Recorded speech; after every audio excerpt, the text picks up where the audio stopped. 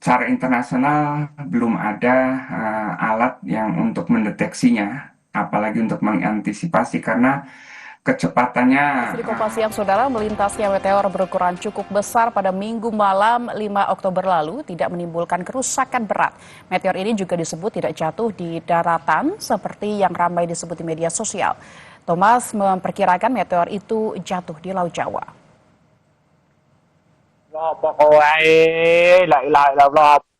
Melintasnya meteor berukuran cukup besar pada Minggu malam 5 Oktober lalu menunjukkan wilayah Indonesia rentan dari jatuhan benda antariksa.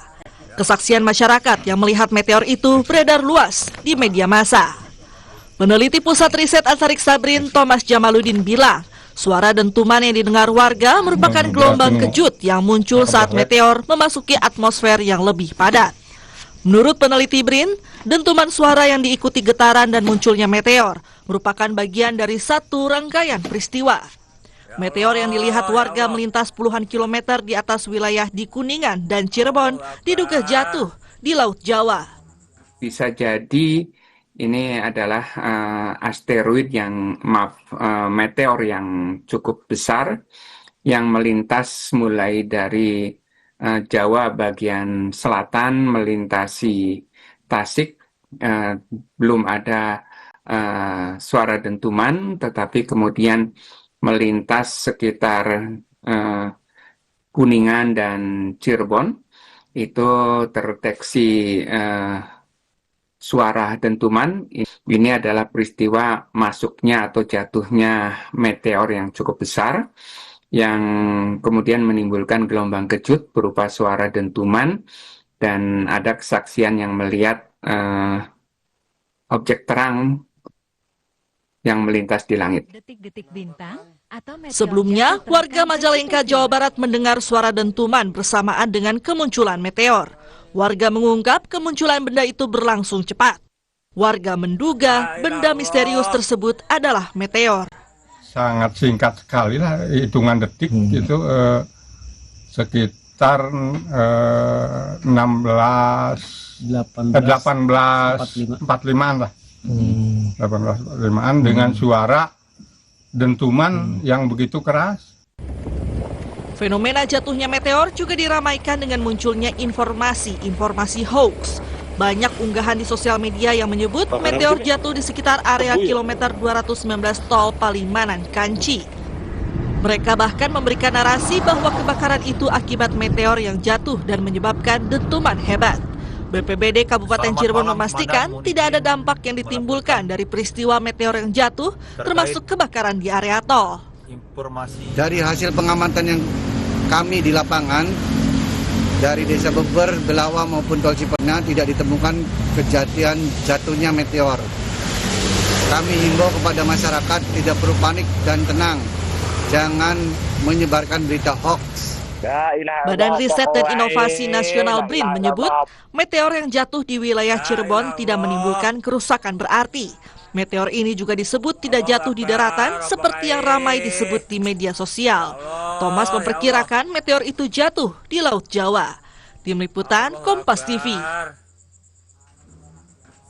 Untuk membahas fenomena jatuhnya meteor yang diperkirakan jatuh di Laut Jawa, kami akan membahasnya bersama peneliti ahli utama Pusat Riset Antariksa Badan Riset dan Inovasi Nasional BRIN, Thomas Jamaludin, yang telah bergabung melalui sambungan virtual. Selamat siang, Pak Thomas.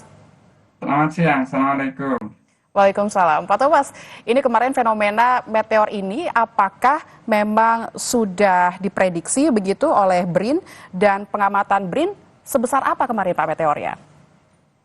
Ya, jadi informasi yang beredar di media sosial dan di media itu saya terima pada malam 5 Agustus ya, jadi Ahad malam. Mulanya informasi soal dentuman misterius ya. Apa sih penyebab dentuman misterius? BMKG Cirebon mengatakan itu bukan karena petir, karena Cirebon pada waktu itu dalam kondisi cerah. Tapi di media sosial kemudian berkembang dua versi. Versi pertama mengaitkan bahwa itu meteor kemudian jatuh di Cirebon dan menimbulkan kebakaran. Ada juga ilustrasi bola api yang jatuh tapi vertikal. Itu sesungguhnya semacam flare atau suar. Nah, versi yang kedua ini yang kemudian saya tindak lanjuti karena informasinya lebih sahih. Pertama, terkait dengan video yang CCTV, bahwa pada pukul 18.35 itu ada ketampakan meteor yang melintas.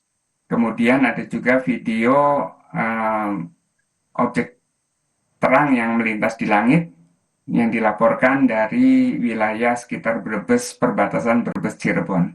Dan yang lebih meyakinkan lagi, ada media yang memberikan hasil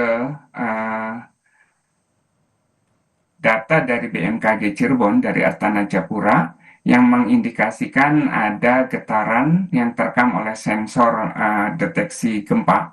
Itu getaran pukul 18.39.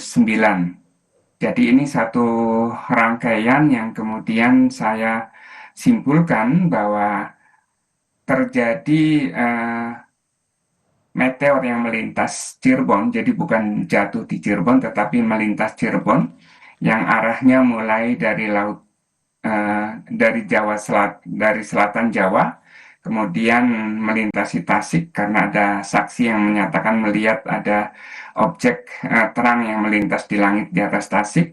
Kemudian di wilayah Kuningan dan Cirebon dilaporkan ada dentuman, itu karena adanya gelombang kejut ketika meteor tersebut memasuki atmosfer yang lebih padat, dan gelombang kejut ini menyebabkan suara dentuman, dan lanjut lagi ke arah utara dilaporkan bahwa dari Pekalongan juga melihat ada objek terang yang melintas, dan lebih meyakinkan lagi ada data terbaru dari Observatorium Yan Baul Ulum Kudus, itu yang menyajikan data dari All Sky Camera yang menunjukkan di wilayah barat dari arah Kudus itu terdeteksi adanya meteor yang melintas.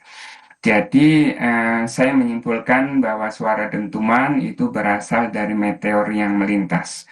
Kalau dibandingkan dengan kondisi meteor yang jatuh di Bone 2009 dengan adanya suara dentuman dan getaran kaca rumah penduduk yang cukup kuat, waktu itu ada data dari NASA yang menyatakan dari data infrasound yang sesungguhnya ini untuk mendeteksi uji coba nuklir, tetapi waktu itu mendeteksi ada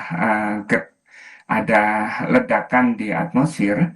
Itu disimpulkan bahwa yang masuk atau jatuh di wilayah Bone 2009 itu adalah asteroid berukuran 10 meter.